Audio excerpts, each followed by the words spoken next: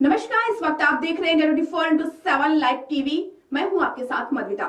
जैसा कि आप सभी को मालूम है, कल उत्तर प्रदेश को नया कार्यवाहक डीजीपी मिल गया है। जी हां, कल आईपीएस विजय कुमार को उत्तर प्रदेश का नया कार्यवाहक डीजीपी नियुक्त किया है। कल 31 मई को यानी बुधवार को डीजीपी ने शपथ ग्रहण भी लिया। आइए आपको सुनवाते हैं उनका ये बयान, शपथ ग्रहण कार्यक्रम का ये वीडियो। उत्तर प्रदेश द्वारा अपराध माफियाओं तथा संगठित अपराधों के प्रति जीरो टॉलरेंस की नीति पर कार्य करते हुए अपराध पर प्रभावी नियंत्रण किया गया है। अपराध के समस्त शीर्षकों यथा डकैती, हत्या, लूट, बलवा तथा फिरौती हेतु अपहरण में विगत वर्षों में अपराध दर में उल्लेखनीय कमी आई है। इस संबंध में आगे भी प्रभावी कार्रवाई करते हुए अपराध नियंत्रण तथा कानून व्यवस्था को पूर्व की भांति सुदृढ़ बनाया। जैसा कि आपने देखा कि कल डीजीपी ने शपथ ग्रहण किया और इस शपथ ग्रहण के बाद उत्तर प्रदेश में नए कार्यवाहक डीजीपी की तैनाती के बाद अब सियासत भी शुरू हो गई है। बता दें कि अखिलेश यादव ने इस पर तंज कसा है, जमकर सियासत हो रही है। आइए आपको सुनवाते हैं अखिलेश यादव का ये बयान। कार्यवाहक डीजीपी जो लगातार उत्तर प्रदेश को मिले हैं, मुझे तो ये महसूस हो रहा है कहीं उत्तर प्रदेश के मुख्यमंत्री भी कार्यवाहक तो नहीं है। उत्तर प्रदेश का डीजीपी कार्यवाहक नहीं है, उत्तर प्रदेश के मुख्यमंत्री कार्यवाहक है। क्योंकि अगर नीति आयोग के अगर आंकड़े आप देखोगे तो किसी क्षेत्र में काम ही नहीं हुआ। इस वीडियो में आपने देखा कि अखिलेश यादव बीजेपी सरकार पर जमकर हमलावर हो रहे हैं। पूर्णकालीन डीजीपी की नियुक्ति नहीं होने को लेकर समाजवादी पार्टी के मुखिया अखिलेश यादव ने सवाल खड़े किए हैं। अखिलेश यादव ने बीजेपी सरकार पर सवाल उठाते हुए पूछा है कि यूपी में स्थायी डीजीपी की नियुक्ति क्यों नहीं हो रही है? क्या कोई भी आईपीएस इस पद के लिए योग्य नहीं है?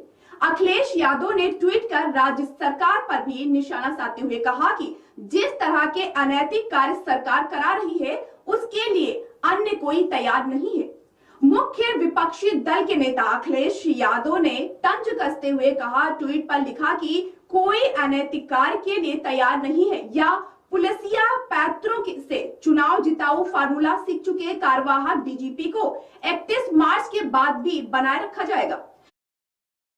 बैच के IPS DG vigilance Vijay Kumar को यूपी पुलिस का तीसरा कार्यवाहक डीजीपी बनाया गया है।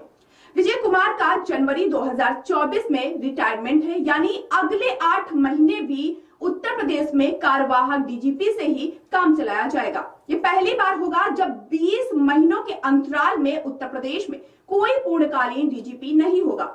बता दें, ओपी सिंह के रिटायरमेंट के बाद 1987 बैच के आईपीएस मुकुल गोयल को पूर्णकालिक डीजीपी बनाया गया था। वैसे तो मुकुल गोयल का फरवरी 2024 तक रिटायरमेंट है, लेकिन उत्तर प्रदेश सरकार ने अचानक 11 मई 2022 को मुकुल गोयल की कार्यप्रणाली पर सवाल खड़े करते हुए डीजीपी के पद से हटा दिया था। मुकुल गोयल के बाद डीजी इंटेलिजेंस डीएस चौहान को कार्यवाहक डीजीपी बनाया गया। डीएस चौहान का मार्च 2023 में रिटायरमेंट हुआ तो आरके विश्वकर्मा को कार्यवाहक डीजीपी बनाया गया। 31 मई को आरके विश्वकर्मा का रिटायरमेंट के साथ ही विजय कुमार को कार्यवाहक डीजीपी बनाया गया है। दरअसल ओपी सिंह के बाद सीएम योगी को एक भरोसेमंद डीजीपी की तलाश थी, लेकिन ओपी सिंह के रिटायरमेंट के बाद सीएम योगी के भरोसेमंद अफसरों की लिस्ट में डीएस चौहान का नाम था, लेकिन डीएस चौहान ओपी सिंह के रिटायरमेंट के बाद आईपीएस की सीनियरिटी लिस्ट में नीचे थे। डीएस चौहान से पहले आरपी सिंह, जीएल मीना और आरके विश्वकर्मा का नाम था। सरकार ने मई में डीएस चौहान को कार्यवाहक डीजीपी बनने के बाद सितंबर तक इंतजार किया और सितंबर के पहले सप्ताह में प्रदेश सरकार की तरफ से केंद्रीय गृह मंत्रालय को आईपीएस अफसरों का पैनल भेजा। नियम है कि जिस आईपीएस का सेवा काल 6 महीने से कम का बचा होगा वो डीजीपी के पैनल में शामिल नहीं होगा। लिहाजा सितंबर के भेजे पैनल में RP Singh, BL Meena race से बाहर हो गए और डीएस चौहान 3 सीनियर मोस्ट की आईपीएस लिस्ट में आ गए।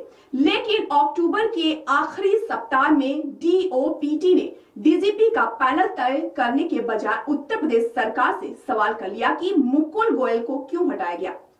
डीओपीटी के इस सवाल का उत्तर प्रदेश सरकार ने जवाब तो दिया, लेकिन तब तक डीएस चौहान डीजीपी की रेस से बाहर हुए, क्योंकि डीएस चौहान का उत्तर प्रदेश द्वारा अपराध माफिया रिटायरमेंट था जो 6 महीने से कम था।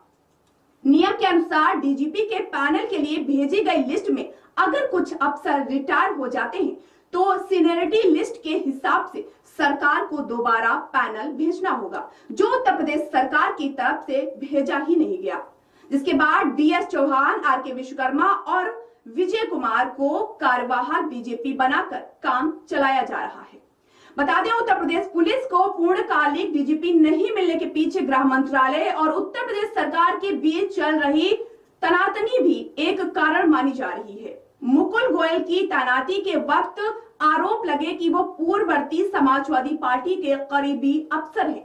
मुकुल गोयल डीजीपी बनने के बाद भी उत्तर प्रदेश के मुख्यमंत्री योगी आदित्यनाथ के विश्वसनीय नहीं हो पाए।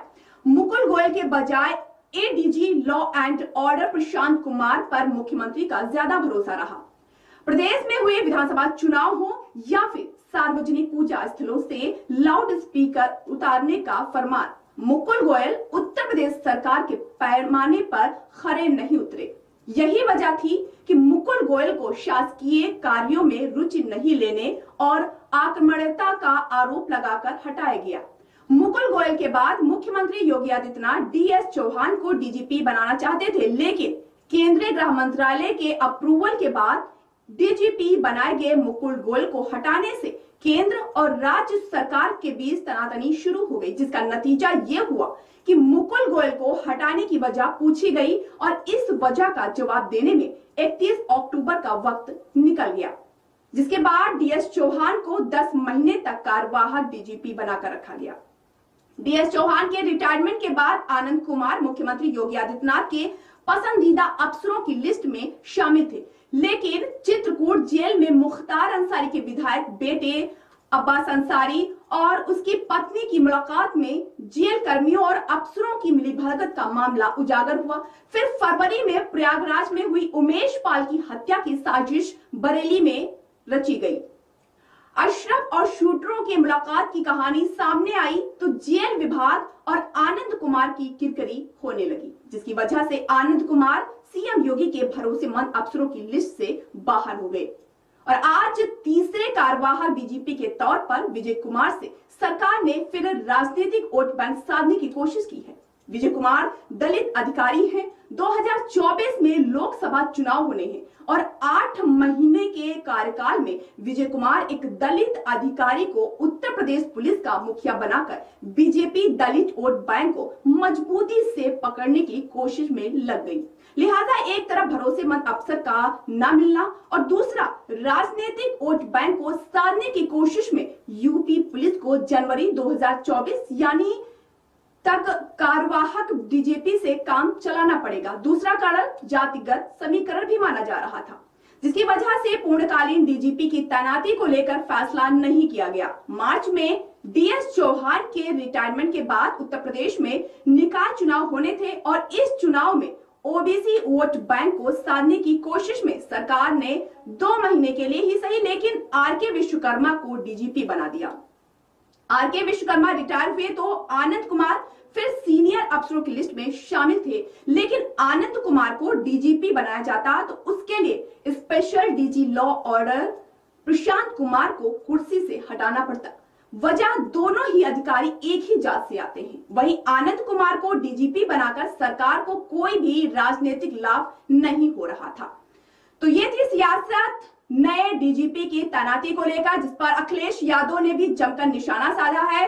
अब इस पे आगे क्या फिर से कोई नई सियासत शुरू होती है या फिर नहीं, क्या पूर्णकालीन किसी डीजीपी की तैनाती उत्तर प्रदेश सरकार करती है या नहीं, या वास्तव में नए डीजीपी की तैनाती कोई सियासत है, कोई समीकरण है। बने रहिए इंडिया 24